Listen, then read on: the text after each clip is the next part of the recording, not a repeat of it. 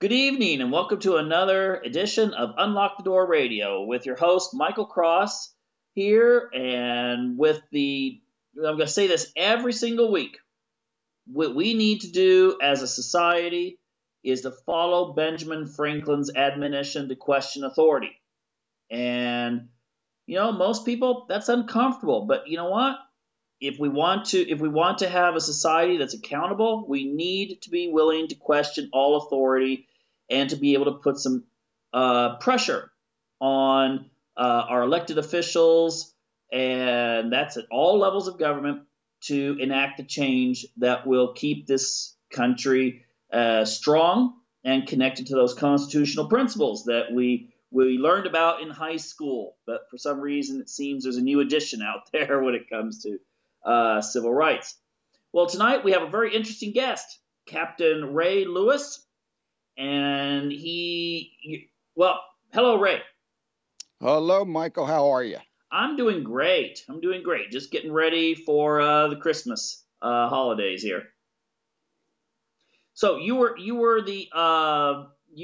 originally employed before your retirement in Philadelphia. Is that correct? That's correct. I was employed by the Philadelphia Police Department for 22 years and retired as a captain. Okay. So I guess what's made you rather unique is that you've taken some pretty public stands in reference to issues like police accountability and police brutality. When did this happen?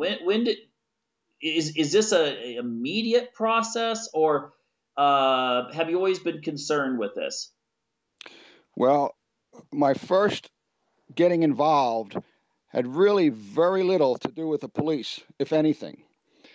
What made me get involved, which was my thorough disgust with corporations in this country and how they destroy people's lives, how they destroy the environment, and how they rule.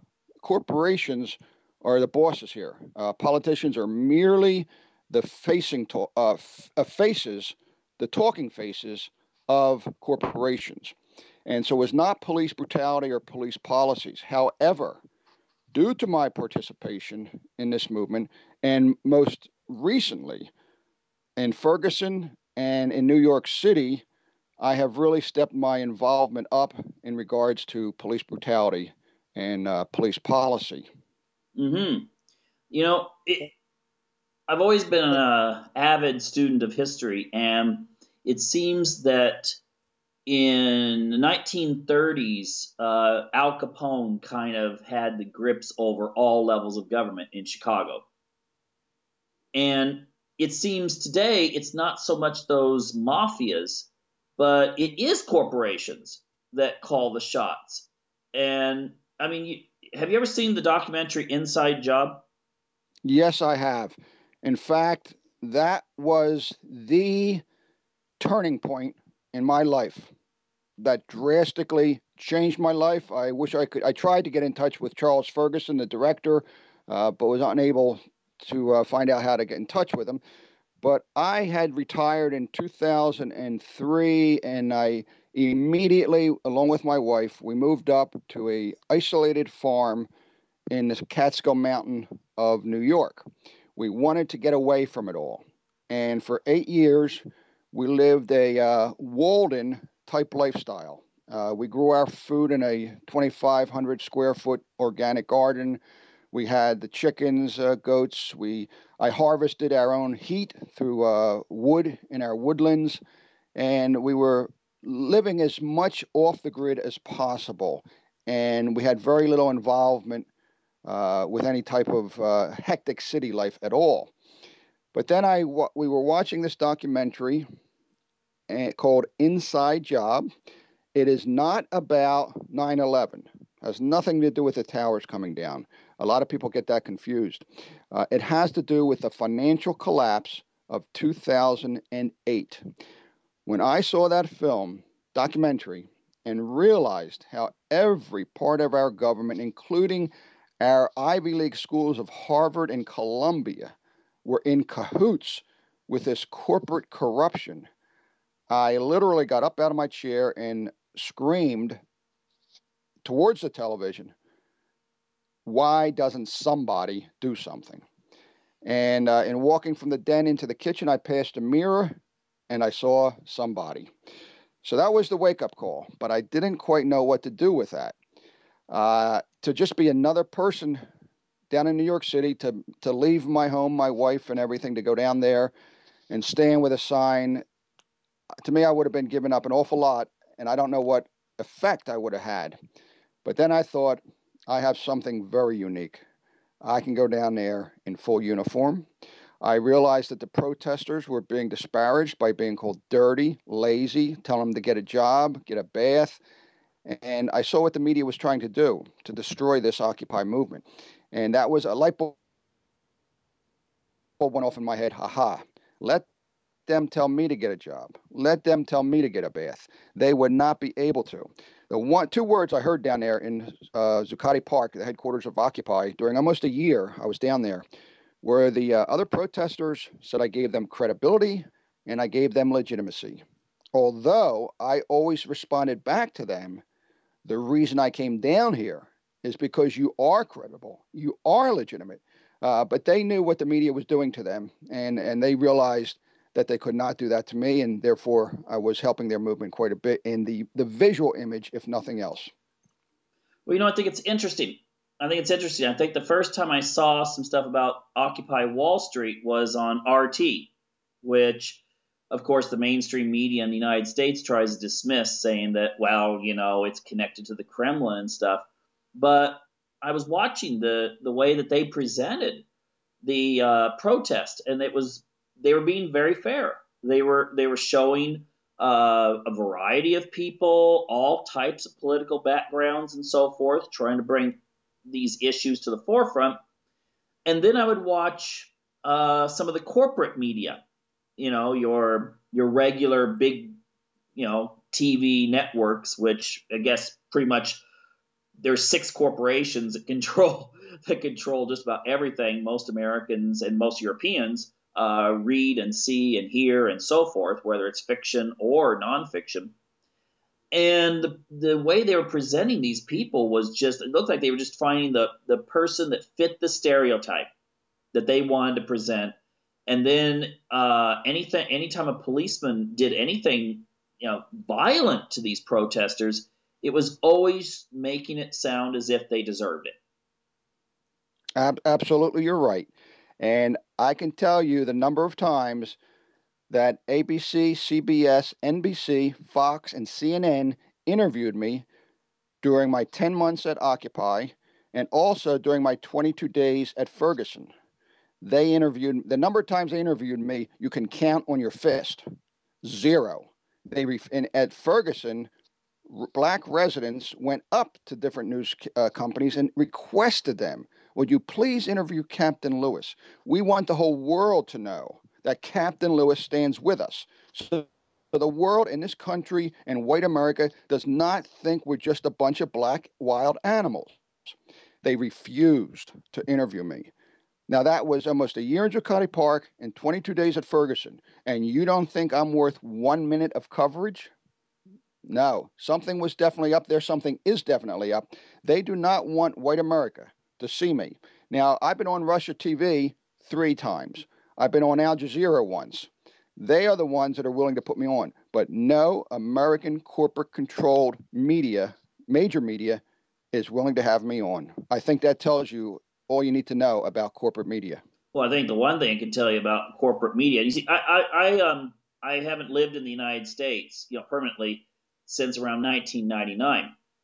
And so I get if I do watch something, I watch it via the internet.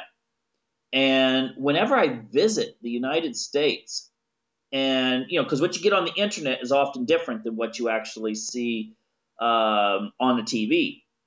And when I've switched on the TV, first of all, it's amazing how you can just switch channel to channel and it's the same story covered the same way.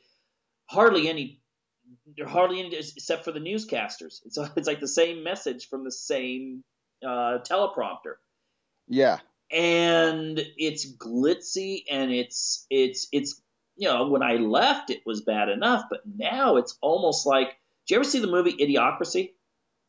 No, I have heard of it, never saw it. Okay, they present this newscast that's they're mocking one of the networks, but it seems that it's gotten to that point now, and there's no real analysis as opposed to a lot of the foreign press. Even I know BBC is controlled by the British government, but still they show both sides to issues, and I'm like, it's really amazing that the alternative media in America is the only place you can really get information now. That's where I learned about the Occupy movement. About a week or two after I saw the documentary Inside Job, I learned about the Occupy movement on the internet. And putting those two in such close proximity really sealed the deal for me. But yeah, the media nowadays is purely sensational. There's no analysis, there's no investigative reporting hardly. I do not want to see a pileup of 7 or 8 cars out in California. It has no bearing on me.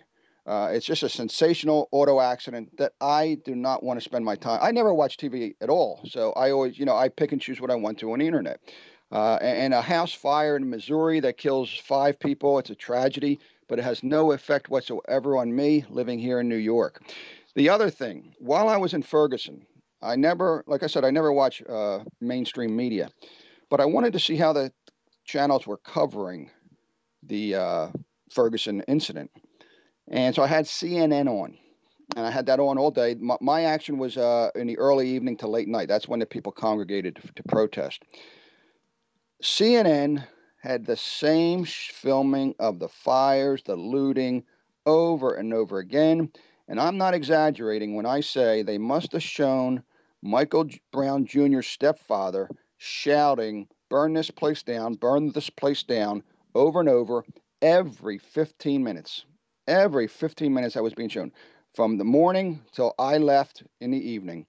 And you're telling me they couldn't fit 1 minute of an interview with a white police captain that went out to Ferguson to show his support for the black residents? You're telling me that's not newsworthy? No. Corporate America had an agenda. They wanted to show the black residents as animals who only steal, rob, and loot. And we'll get into the reasons of that later. Well, they did the same thing to the Occupy movement. I mean, yes. The difference being, I think that may have woke a few people up, both left wing and right wing. I don't care what political persuasion. But these were, by and large, educated people that were protesting. They were not violent, but you saw some cases where police just used people as punching bags. And I mean, no matter how you showed the angle on the network news, you still kind of got this creepy feeling like something's being left out. You certainly did. The media prided themselves on only showing the confrontations with police, and then also not showing the very initial contact by the police, but showing only the protesters resisting what I saw were unlawful arrests. The NYPD engaged in a tactic that I had never seen before, and it was evilly brilliant in dwindling crowds at protests. They actually went in, and this was not only the blue shirts, but the white shirts, the supervisors.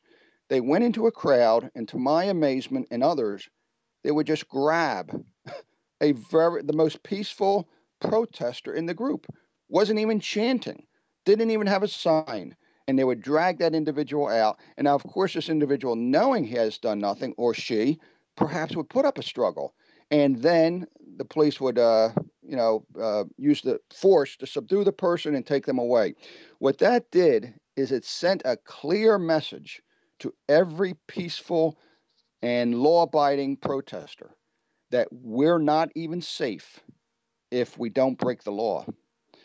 These people, the school teachers, the doctors, and nurses, and electricians, they realized, if I'm going to take part in this, even if I'm peaceful and obey the law, there's a good chance I still could get arrested. I can't take that chance. They don't know the repercussions of having a record. They don't know how long they perhaps would be in prison. Would they miss a week of work? How much would a fine be? So they stayed away in bundles. I saw the decrease in people coming out decreased dramatically, specifically with your working class people that were supporting the Occupy movement. So, yeah, the police used tactics there that were totally illegal, and worse, no one was held accountable.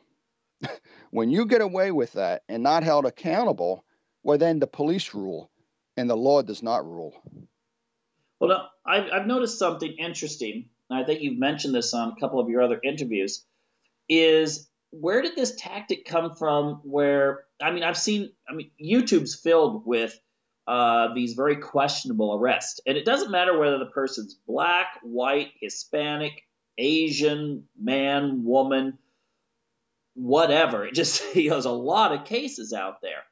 And the thing is that I've noticed that a lot of times when a person, especially a small person, let's say it's a small 5 foot tall woman in some sort of protest or something, and they grab her arm, the immediate thing they yell, and these cops could be huge, and the first thing they start yelling at her is stop resisting arrest. Stop resisting. Yes, yes.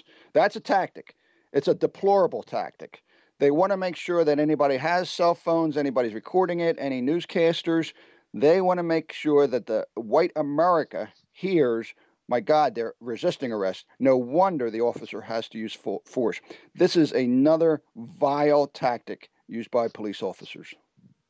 Yeah, so essentially it just makes it look as if they're being hurt, and if the protest if the policeman sprains his arm while he's yanking someone down, then they're charged with assault. Yes, they are. Yes, they are. And all of white America, first of all, they have this unreal trust in the police. And if they hear an officer say, stop resisting, they don't even question the veracity of that. They automatically assume, because of their trust and respect for the police, that the individual must be resisting arrest. Now, the one thing I want to get at here when it comes to Occupy and then later Ferguson and some of these others is recently the government has been threatening sanctions on Venezuela because of the way they have put down protests there. And also the U.S. press has presented the protest in Hong Kong in such a way that, well, the police are being really brutal. And so, and I mean, I've seen the videos, and it does not even compare to the Occupy situation and some of the stuff I've seen from Ferguson. Do you feel this goes all the way up to the federal government, where the federal government is actually encouraging this putting down protest and so-called keeping the status quo? Oh, absolutely. The federal government, you have to realize, the federal government, when you say the federal government, what you're talking about is the corporate government.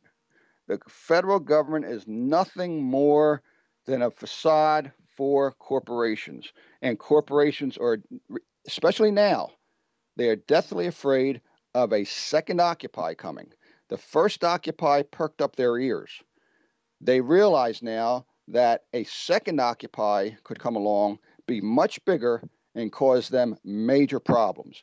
So absolutely, our federal corporate government is involved with stopping these protests. Well, could this be a reason why there's more of a militarization of the police? I mean, I remember when I first visited Istanbul, Turkey, and this was back around, 2002. And the thing that struck me was there was policemen carrying automatic weapons. I'd never seen that before. I'd never seen police carry automatic weapons. And yeah. I was just thinking to myself, wow, I'm glad that's not the case in America.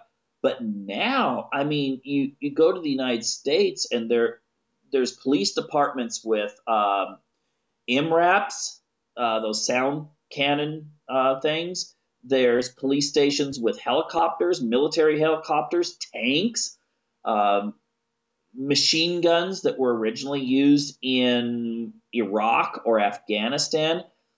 What's going on with that? I mean, it looks more like, I was just looking at one of the major police department websites because I heard something on an alternative news network that and I had to check it out for myself, but one of the largest states in America, their state police website actually said, we are essentially a paramilitary organization. Yeah, I heard a California Highway Patrol supervisor state those very words, that they're a paramilitary organization. And again, I go back to corporate America. They realize this, that if there is a second uprising that's bigger than the first Occupy, that police departments alone, the way they are equipped now, may not be able to quell the protesters coming for the corporate heads. Subsequently, they want to be sure that they're going to be protected without having to send the military in. The corporations will not want to send the military in because of how that would appear to many white Americans. You know, many white Americans, that would be going too far. No. Once you send the military in, something's wrong here.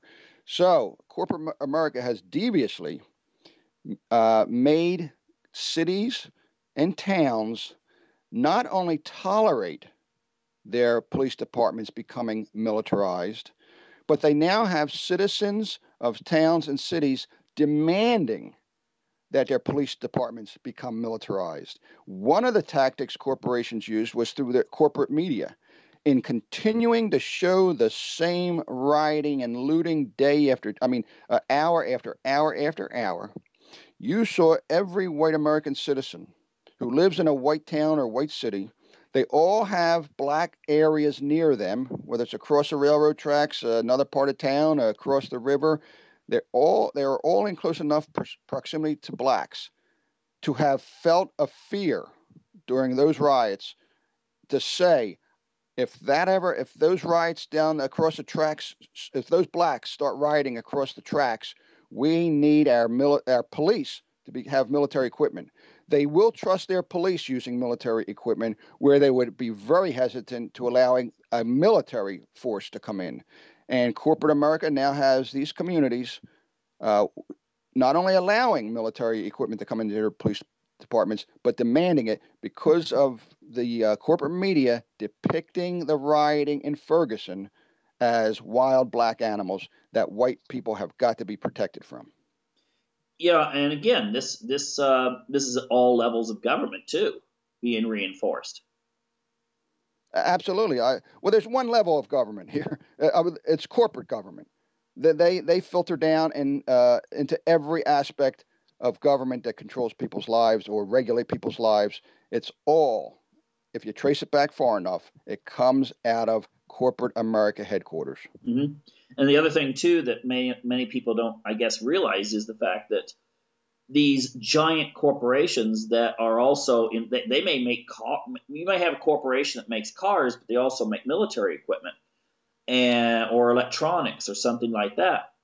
And the upkeep for this kind of equipment, whether it be helicopters or tanks or whatever, the upkeep is very expensive, and the corporation's making money off some little town with 3,000 people with a tank. When that tank breaks down, they have to replace the parts by buying the parts from that corporation. Absolutely right, Michael. That's another avenue here that corporations are well aware of. They're not only are they able to protect their interests through this militarization, but they also make money. No surprise here. And you nailed it when you said about they're going to have to purchase some of this equipment. Now, obviously, corporations say, instead of having these towns and cities purchase them in the beginning, we'll just give them the used stuff that the military is no longer using. But once the towns and cities get this equipment, they're going to break down. They're going to have to be repaired. They're going to be out of date. They're going to have to buy new. And just outfitting one officer in all of this equipment from head to toe is over thousands of dollars. This equipment is very expensive, and there's absolutely no need for it. No need whatsoever. And I mean, when I was an officer, we had a helmet with a visor, and the visors were so old. They were made out of plexiglass. They were yellow, and they had those what they call spider web cracks in them from that plexiglass getting old and cracking. And most of the, if you had to use it, you'd keep your shield up, your glass eye shield, because you could see much better without it. But they're trying to play up a need for this equipment, and there is not a need for it. Okay. There's been a lot of talk about this from former Reagan advisor Paul Craig Roberts about the militarization of the police. And he's contending that there's a different type of person applying for police forces now than there might have been 30 years ago. Have you seen that at all? That maybe a more aggressive type person might choose police work because of the way it's presented in the movies, and it's kind of like when Dirty Harry came out. That was like an exception. The fact that he was someone who bent the rules. And now all the police dramas show when the police actually do things that are unconstitutional, it's always shown in a light that, well, they needed to do that. Yeah, it's always justified. But I feel that the police, the career in law enforcement has always attracted a lot of individuals who love the power, they love the authority, they love the glamour, they love the sex appeal to women, and this obviously attracts the wrong type of person. Now you can there's a test given that you should filter these people out. These people can be filtered out through the administration of the Minnesota Multiphasic Personality Inventory Test. Now, that test is given, by the way. I took it. All applicants take it to many, many different police departments. It's the most widely used personality test in the world. And it does not measure intelligence. There's another test for intelligence, but this measures different traits, personality traits, compassion, empathy, desire for power, authority, sensitivity. And what they will actually eliminate any applicant who scores too high in compassion or empathy or sensitivity. They're looking for the harder minded individual. Wow. This individual, there's a couple reasons for that. They think the job demands a harder type of individual. That's a false premise right there. If anything, the job of police demands a very sensitive individual because you do nothing but run into people with problems all day. The rare shootouts you have, a properly trained, very sensitive person will be just as can do just as well as a hard person. Both of them trained equally. That soft person will have no problem with that at all. But so they want that hard person. They think it's the hard person that can do the job. The also thing is they're penny wise and dollar foolish. They think if they hire the softer person, the more compassionate and empathetic person, that they're not going to be able to handle the blood and guts of the job, which, yes, there are. I had to pick up a man's head once who committed suicide by laying his neck on a railroad line. And you have to cut down people that have hung themselves, including children 12 years old. And so they're tough situations. And sensitive people, they think, will not be able to handle this. Subsequently, they'll quit in a year or so or earlier. And then they wasted all that money in training them for 4 months at the police academy. However, here's where they're dollar foolish. You hire the harder individual, that person is guaranteed, happened to me, you'll get even harder on the job because of the conditions you're involved with every day. Now you have a guy, that type of person is going to commit your brutality acts, which result and not thousands of dollars lost in training, but millions of dollars lost in lawsuits to handle brutality cases. So they're being penny wise by not wanting to lose an officer after they invested in his education, but they're being dollar foolish by now having to hand out millions of dollars to handle brutality lawsuits.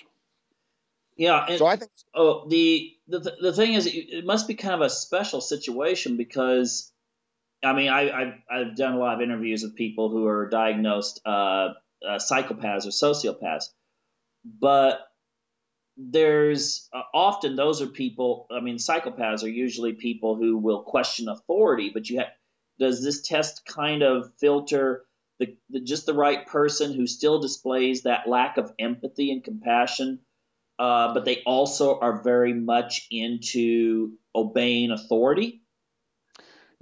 Yes, and the thing here is about the compassion and the sociopathy. That when you have less compassion and empathy for people, one of the prime indicators of a sociopath is a person who has no remorse, and they don't care about the feelings of others. They only care about themselves, and you cannot have anywhere near that type of personality on the police department. That's got to be eliminated immediately. Yeah, but instead it seems that those are the people that are getting chosen now. Well, at least more Yeah, of them. yes. And the other thing is, when I was joining, I would assume now, veterans of Vietnam got an additional 10 points on their entrance score, and so your first couple hundred uh, recruits were all Vietnam vets, and they wanted them. They didn't give them extra 10 points because they said, well, they did the country a service and they should be rewarded. No, they wanted the personality of somebody who was in the military and learned to take orders without questioning. And that's what they did in the military. And so the police departments got a ready made recruit that was willing to take orders without questioning. And so I guess now you're getting a lot of people out of Iraq and Afghanistan, which, there's nothing wrong with being a veteran, but it seems that when you went on the force, that was okay. Vietnam was there. This is America. Things are different. I mean, I'm right in that, correct? Well, I would hope so. Yeah, but Sometimes the officers don't know that. with But I'm going to go back 1 minute, Robert. I'm going to disagree with you respectfully that I think there is something wrong with an individual being a veteran of Iraq or Afghanistan. Anybody who went to Iraq and did not realize that many of their brothers and sisters died looking for uh, WMDs that George Bush said we went there for, that did not exist, that we destroyed a country's culture, we destroyed families, we killed children, and they come back and they're not telling people that I was used. It was a disgrace what went on over there. George Bush should be in prison. There is something wrong with coming back and being a vet and not saying anything. okay, okay, I can give you that. The thing is, though, that I guess my point was that if if you go to Afghanistan or Iraq and you're taught those are the enemy, the population that you're keeping under control, then nowadays, since 2001, it seems that a lot of the psychological training is to encourage law enforcement in America to look at everybody as a potential enemy. I remember I was watching a documentary, a BBC documentary, Power of Nightmares, Part 3. Excellent documentary if you get a chance to watch that, The Power of Nightmares. And they were interviewing a policeman he was asked, "What's a terrorist look like?" And he goes, "I don't know. So I guess everyone could be a terrorist." Yeah. And that's a very dangerous way of looking at the public, as if you're an occupying force in whether it's Chicago or some little town in Iowa. Yeah, that's been a major shift. But I'll tell you, even when I was in the force, there were two types of people: cops and assholes. That was then. Now it's changed even stronger. There are two type of people: cops and society. Cops now no longer see their role as protecting and serving society. And here's the drastic change. They see their role as controlling society. And who are they controlling society for? This they're not able to articulate, although they know that's their job. Who they're controlling society for is your filthy, rich white man in this country. Mm-hmm. And essentially, well, I want to get to some scenarios that could cause some problems here in the future. But first, when you were on the force, let's say we'll go back a little bit further than early 2000s. Let's say back to 1980s. What did you guys use in Philadelphia? what were the prerequisites to send out a SWAT team? Excellent question, because now they're sending them out all the time to serve warrants for every drug raid, etc. In the 80s, I was a patrol officer.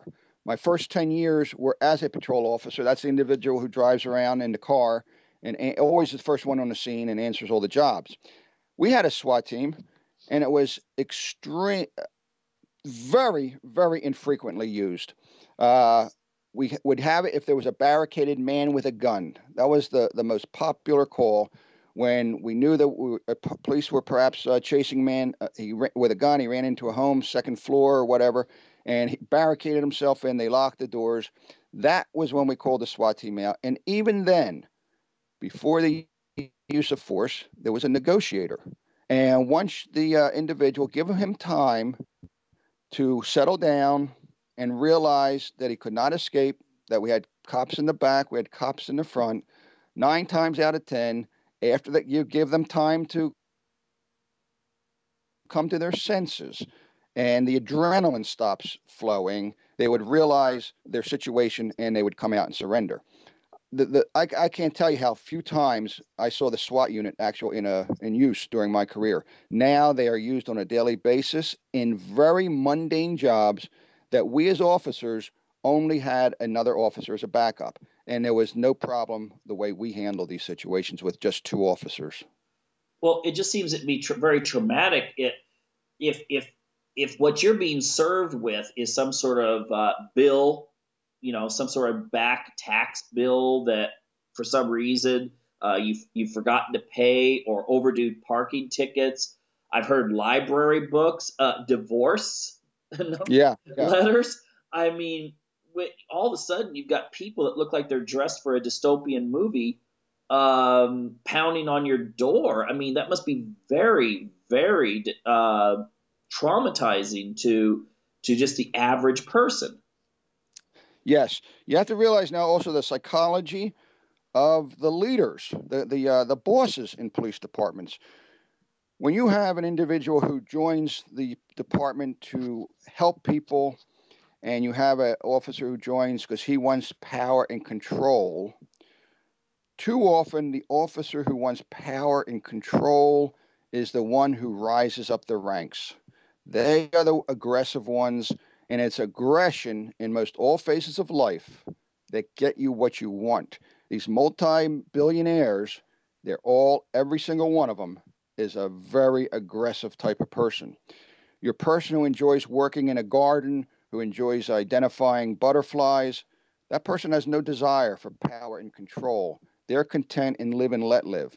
But the people who want power and authority, they rise up, including in our police departments. Subsequently, you have police commissioners who, once an officer rises through the ranks, you have sergeant, you have corporal, lieutenant, captain, and whatnot, and they become a police commissioner. Now, how else can they expand their power? Let me get military equipment in here. That'll make me even more powerful. And how about the individuals, the psychology, the personality types who want to be in SWAT to begin with?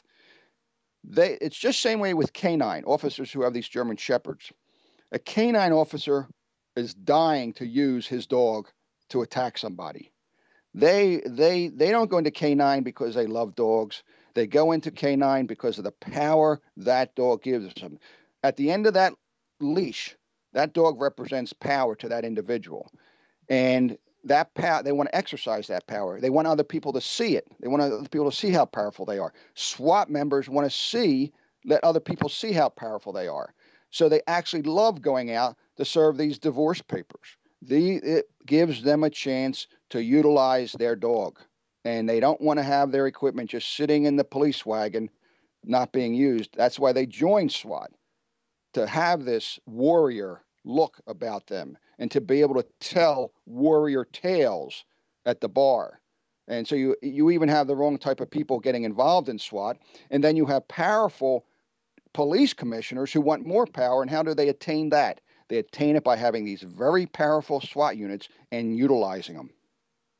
Well, is there also another thing that could be involved in this, and that is to soften up the population so that they're used to kind of who's in charge?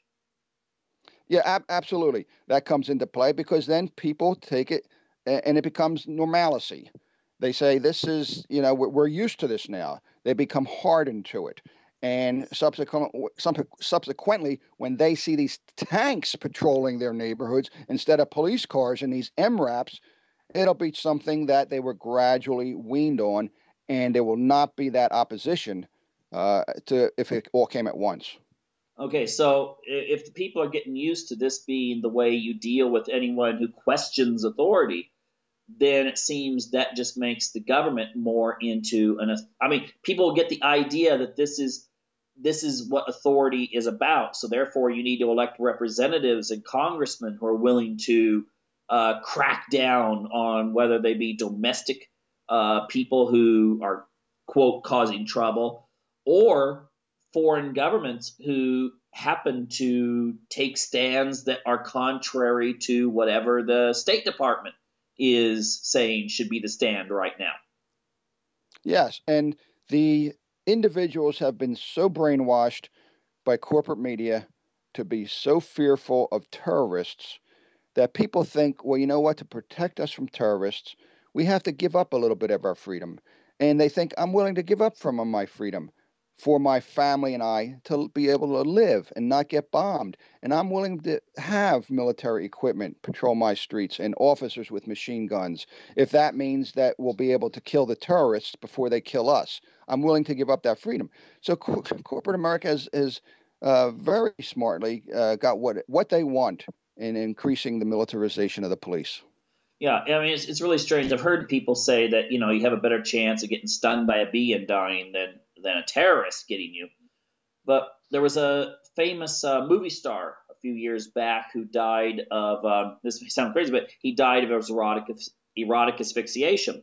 And I was just curious how many people die each year of that. And I looked it up, and it was like 500 a year in the United States. And then I thought, well, wait a minute. This kind of means that since 9/11, you have twice as good a chance of knowing someone who's died of that as you would as knowing a victim of terrorism. But we don't suggest that we put cameras in everyone's houses to make sure no one's doing that. But Right. That just shows you. That just shows you that the fact that I never knew that, the fact that I bet you anybody else you ask never knew that, and corporate media will never want you to know that, but they will continually bang the drum on we got to protect our lives from terrorists. yeah, I mean, I did notice one thing. I don't want to get too much into terrorism, but there was recently a Vice video, Vice News, and they had some guy who it sounded like, I mean, he may have had some leadership position or whatever in ISIS, but he made some comment like, "We're going to raise the flag of Allah," in the White House. And to me, it just sounded like bragging, during an interview. But the way it was presented in the media that I saw was sort of like this is their goal. They're going to take the Middle East, and then they're going to, directly come flying into the United States and take over the White House. It was. I was like, Yeah, well, wait yeah, a minute, take absolutely. this into context. I've seen the original news broadcast. That's America media, corporate media at its best. Yeah. They'll take a statement like that and blow it all out of proportion, and Americans believe it. Now, They here's one thing they I want to get believe it. into too is there was a case a while back where a man, his name was Kelly Thomas, he was a homeless guy. I'm not going to go into the particulars, but he was beaten and he died of his injuries. He was beaten by cops. And ironically, I guess his father was an instructor in a police academy, so a lot of attention came on this case.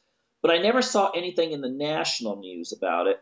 It was mostly an alternative news thing or local news. Now, he was white. Do you think that the media purposely makes this a racial issue by ignoring the questionable shootings or beatings or whatever of white or Hispanic or Asian people? And they focus on like Ferguson. And they're Absolutely. focusing, they make it sound as if, well, it's an implication that this community is dangerous, therefore we need to really crack down here. But if you point out all the other cases where you have people of other groups and nationalities that have died under questionable circumstances, then that would show there's maybe a police problem. And corporate media does not want to show that to white America. They want to make sure that they keep the whites and blacks divided and going against each other. They do not want whites and blacks coming together and seeing the problem is corporate America or our police departments.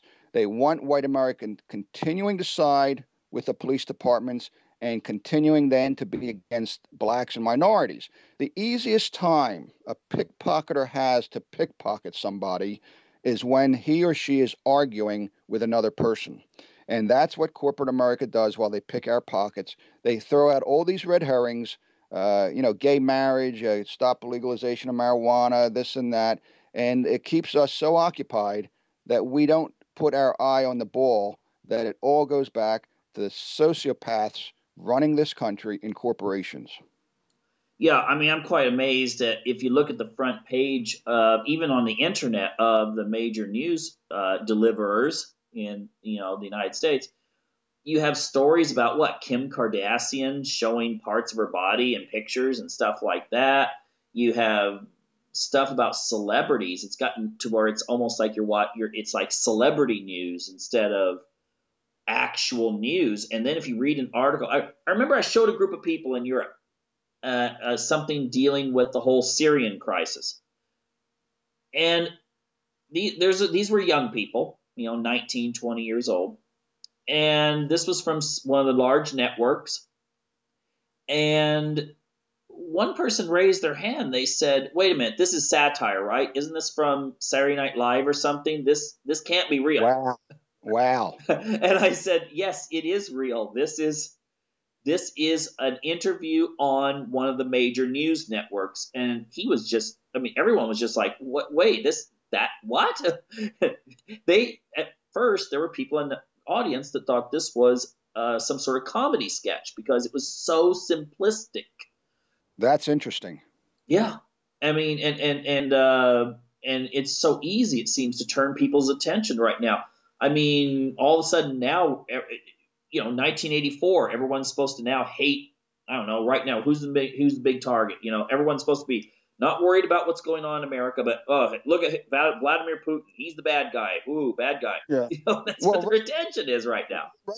Right now in New York, they have been very successful in turning the problem with the police there to the fact that there were protesters that caused the deaths of those two police officers in New York City.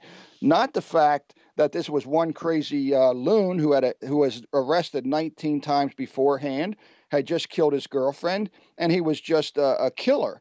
But no, he was motivated and provoked by the protests against police brutality in New York City, which I took part in. And the head of the union down there, Patrick Lynch, and the police union in New York City has declared war on protesters.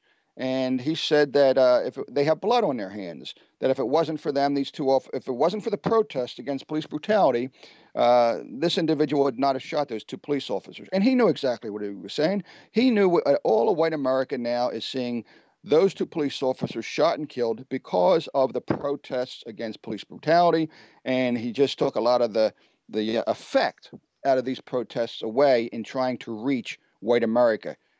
So that's the thing of today now, that the New York City is blaming the protesters for the killing of these two cops. And it's going over very well, by the way.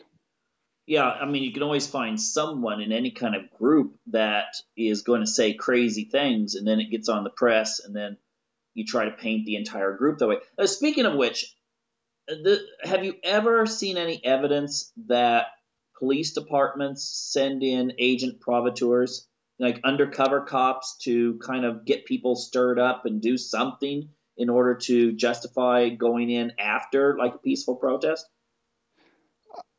I can't go into detail there, but I will say that is a primary way that police and all of government law enforcement agencies attempt to destroy movements, from the CIA, Homeland Security, FBI, to your smallest town police departments. You get one person at a protest, burning a flag or urinating on a police car, the media will carry that. They will carry that to all of white America. And as soon as white America sees a protester burning the flag or urinating on a police car, right away they assume that represents all the protesters, and subsequently they want nothing to do with that movement any further. Police departments know this. All government law enforcement agencies know this. And the other thing about provocateurs, don't think that corporations don't send in their own provocateurs. And if the individual, first of all, the individual has a right to burn the flag, and so there's not going to be a criminal record there once they ask one of their security officials to go in and burn a flag.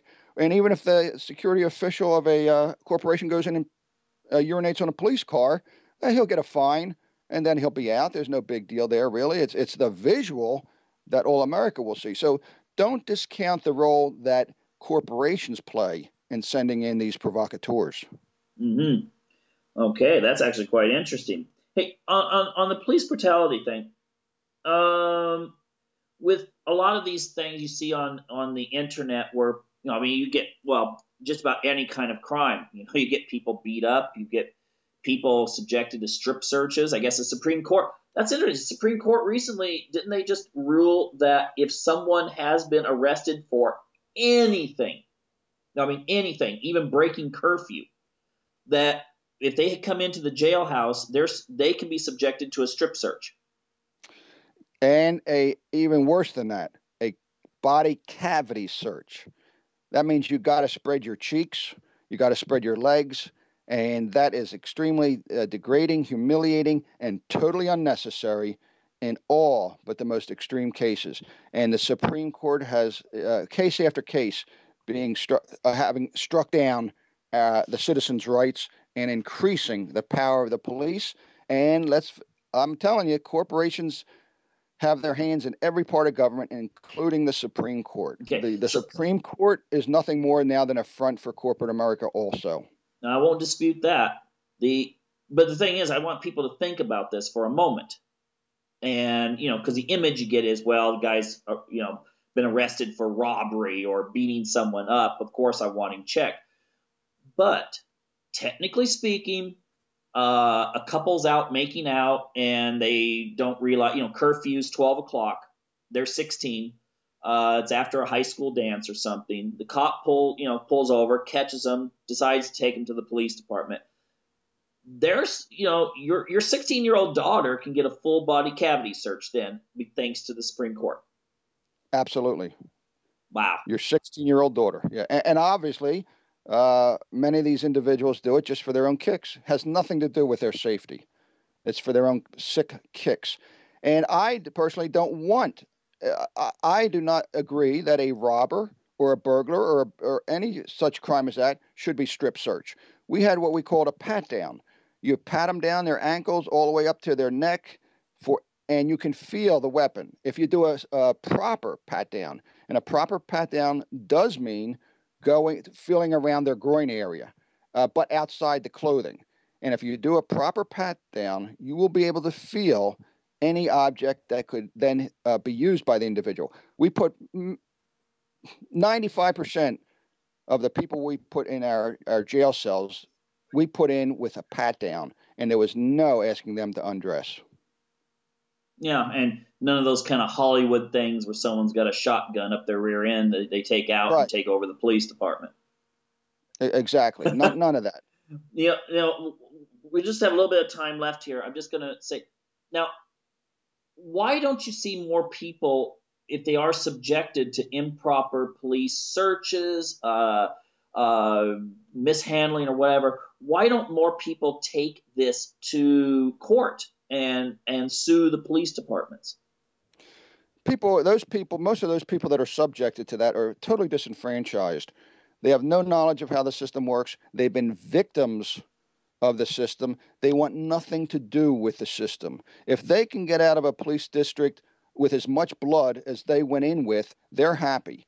And subsequently, they are not going to take it any further and risk their well-being risk getting arrested again. And if they do complain, then every officer in the district is looking out for them to pick them up and just to throw any charge at them. They are just hoping to get away and minimize their contacts with the police. They know the system is corrupt. They know they're not going to get any justice going in front of a judge or getting a public defender. So they know the system. They've been through it. They've experienced it, and subsequently they want the least to do with it. Yeah, I've heard people that have gone through like family court and stuff like that, who, normal, middle class, highly educated people, totally were like, yes, the American justice system is number one on the face of the planet. And then they go through a family court, and their entire belief system in Yes. fair, impartial courts is totally shattered. I mean, it's gone. And Michael, that's just a family court. It exponentially worse the higher you get in courts. Yeah. Wow. I mean, especially, if you've done some little thing wrong, but something big has been done to you in the process. Hey, in the last minute, could you tell our audience where they can get more information about yourself and some of the activities and so forth that they should really connect to right now and find out more about? Sure. In fact, I appreciate that very much, Michael. I am on Twitter at Captain Ray Lewis, and Facebook. I have a fan page, and I hate to use that word fan page, but that's the name that Facebook has given it. That's where only I can post, and people can go there and like my page and also make comments. You can make comments on that page, but you cannot post anything. Then I have a profile. My profile page is just Ray Lewis, and there you can put on things that you would like to post and others to see. So thanks for that opportunity, Michael. Hey, thank you for this interview. This has been fantastic, very eye-opening. I would encourage people to, when this goes out on YouTube, to share this with as many people as possible. And keep up the good work out there. Thank you very much. And I just got back. Well, I was out in Ferguson for 10 days in August, 12 days in September. I got back, and within 4 days, I was down in New York City, participating in the Millions March against police brutality. And now with this uproar with them, the New York mayor and Patrick Lynch demanding no more protests, I might have to go back down and stand up for those protesters that are still willing to protest. Michael, thank you very much. Hey, thank you. And thank you to our listening audience for tuning in this evening to Unlock the Door Radio here on UCY TV.